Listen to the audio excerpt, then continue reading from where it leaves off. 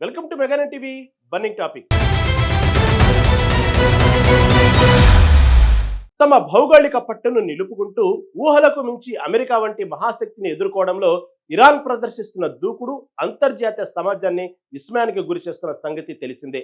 అత్యాధునిక సాంకేతికత, అపరిమితమైన వనరులు కలిగిన అగ్రరాజ్యాన్ని సైతం ఆత్మరక్షణలో పడేసలా ఇరాన్ తన సైనిక వ్యూహాలతో చెలరేగింది.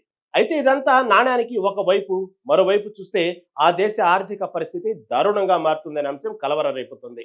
ఇరాన్ ప్రస్తుత ఆర్థిక సంక్షోభాన్ని ఎలా ఎదుర్కొంటుందో అది పరోక్షంగా అంతర్జాతీయ పరిస్థితులను ఎలా ప్రభావితం చేస్తుందనేది ఆసక్తికరంగా మారింది.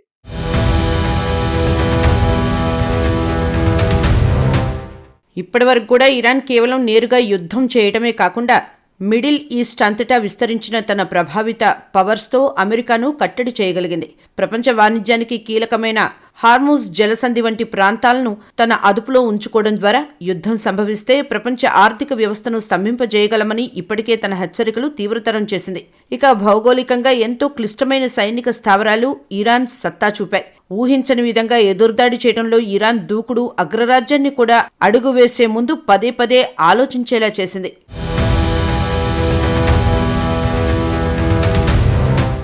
యుద్ధంలో అమెరికాకు గట్టిగానే నిలబడుతున్నప్పటికీ అంతర్గతంగా మాత్రం ఆ దేశం ఆర్థికంగా తీవ్ర సవాల్ను ఎదుర్కొంటోంది. ఎప్పుడు ముగుస్తుందో తెలియని యుద్ధం దాని పరిణామాలు గుబులు రేపుతున్నాయి. మండుతున్న ధరలు, మరోవైపు తగ్గుతున్న ఆదాయం వంటి అంశాలు ఇరాన్ను ఇబ్బంది పెడుతున్నాయి. నిత్యావసర వస్తువుల ధరలు తీవ్ర స్థాయిలో పెరిగిపోవడం అక్కడి పరిస్థితిని ప్రతిబింబిస్తోంది. బియ్యం, కోడిగుడ్లు తదితర ఆహార వస్తువుల ధరలు భారీ స్థాయిలో పెరిగిపోయి సామాన్యుడికి పెనుభారంగా మారాయి. ఒక కోడిగుడ్డు ధర 2 లక్షల రియాల్స్ పలుకుతోందంటే తీవ్రత స్థాయిని అర్థం చేసుకోవచ్చు. ఆహార ద్రవ్యోల్బణం 112 స్థాయికి చేరుకుందనే వార్తలు కలకలం రేపుతున్నాయి. వంట నూనె ధర 200% పైగా పెరగడం ఆర్థికంగా దుర్భర పరిస్థితి ఎలా ఉందో అర్థమవుతోంది. అటు నిత్యావసరాలే కాకుండా మిగిలిన అవసరాలకు సామాన్యుడు ఉక్కిరిబిక్కిరి అవుతుండడం ఇరాన్ దయనీయ స్థితిని చూపుతోంది.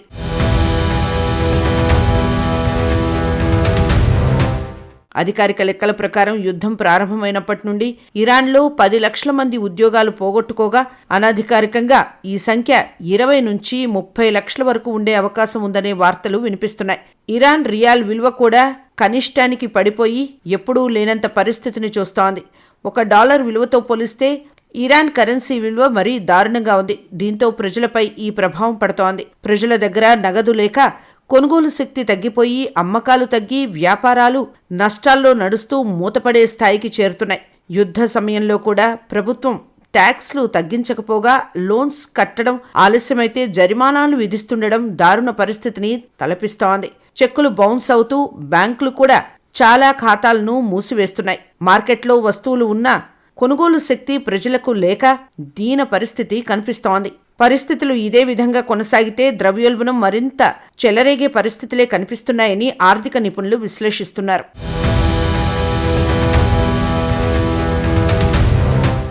అటు స్టాక్ మార్కెట్ పరిస్థితి అంతే దారుణంగా తయారైంది. టెహ్రాన్ స్టాక్ ఎక్స్చేంజ్ వరుసగా 8 వారాలు మూతపడటం ఆ దేశ చరిత్రలోనే మొదటిసారంటే పరిస్థితి తీవ్రత ఏంటో అర్థం చేసుకోవచ్చు.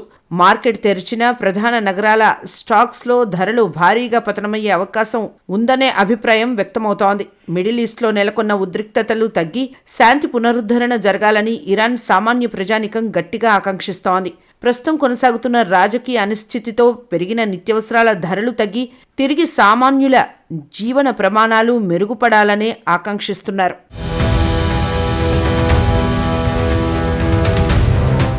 యుద్ధ వాతావరణం కనుమరుగై పొరుగు దేశాలతో సత్సంబంధాలు తిరిగి ఏర్పడితే తమ రోజువారీ జీవితాలు ప్రశాంతంగా ఉంటాయని వారు ఆశిస్తున్నారు. శాంతి స్థాపన జరిగితే విద్య, వైద్యం, నిత్యావసరాలు అందుబాటులోకి వచ్చి తిరిగి అభివృద్ధి సాధ్యమవుతుందని, తద్వారా రాబోయే తరాలకు మంచి భవిష్యత్తును అందించవచ్చని అక్కడి ప్రజల కోరిక. ముఖ్యంగా అంతర్జాతీయ వాణిజ్య మార్గాలు తెరుచుకొని ఇరాన్ ఆర్థిక వ్యవస్థ తిరిగి ట్రాక్లో పడాలని యువత మరియు వ్యాపార వర్గాలు ఎదురు చూస్తున్నాయి.